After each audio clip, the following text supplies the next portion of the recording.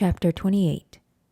Woe to the crown of pride, to the drunkards of Ephraim, whose glorious beauty is a fading flower, which are on the head of the fat valleys of them that are overcome with wine. Behold, the Lord hath a mighty and strong one, which as a tempest of hail and a destroying storm, as a flood of mighty waters overflowing, shall cast down to the earth with the hand. The crown of pride, the drunkards of Ephraim shall be trodden under feet, and the glorious beauty which is on the head of the fat valley shall be a fading flower, and as the hasty fruit before the summer, which when he that looketh upon it seeth, while it is yet in his hand he eateth it up. In that day shall the Lord of hosts be for a crown of glory, and for a diadem of beauty, unto the residue of his people, and for a spirit of judgment to him that sitteth in judgment, and for strength to them that turn the battle to the gate. But they also have erred through wine and through strong drink, are out of the way. The priest and the prophet have erred through strong drink. They are swallowed up of wine. They are out of the way through strong drink. They err in vision. They stumble in judgment.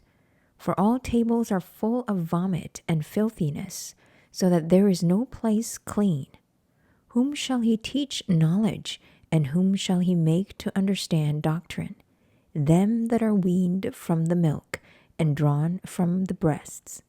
For precept must be upon precept, precept upon precept, line upon line, line upon line, here a little and there a little.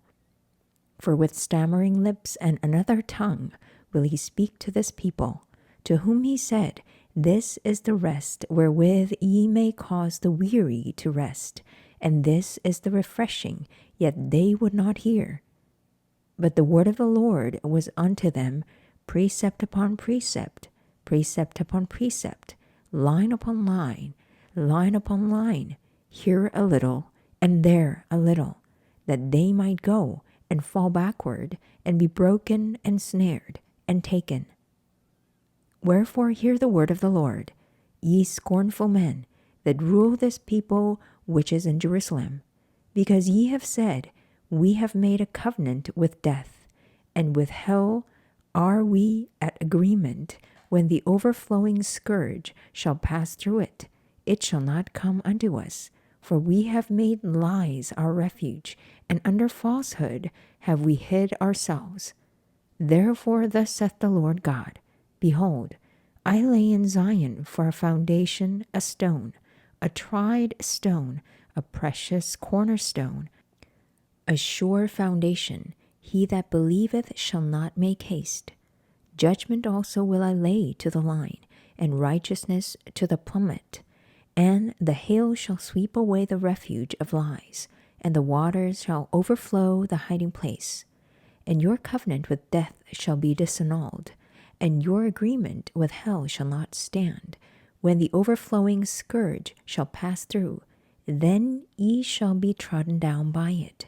From the time that it goeth forth it shall take you, for morning by morning shall it pass over, by day and by night, and it shall be a vexation only to understand the report. For the bed is shorter than that a man can stretch himself on it, and the covering narrower than that he can wrap himself in it.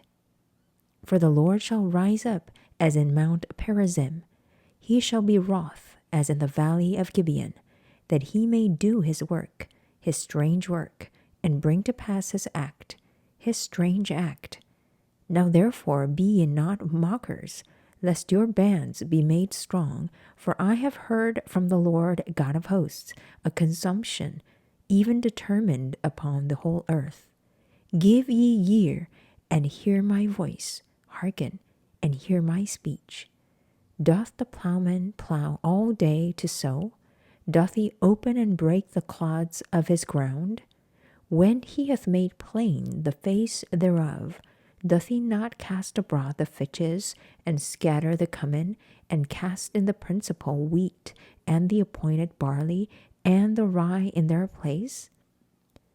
For his God doth instruct him to discretion, and doth teach him. For the fitches are not threshed with a threshing instrument, neither is a cart wheel turned about upon the cummin, but the fitches are beaten out with a staff, and the cummin with a rod. Bread corn is bruised, because he will not ever be threshing it, nor break it with the wheel of his cart, nor bruise it with his horsemen. This also cometh forth from the Lord of hosts, which is wonderful in counsel, and excellent in working.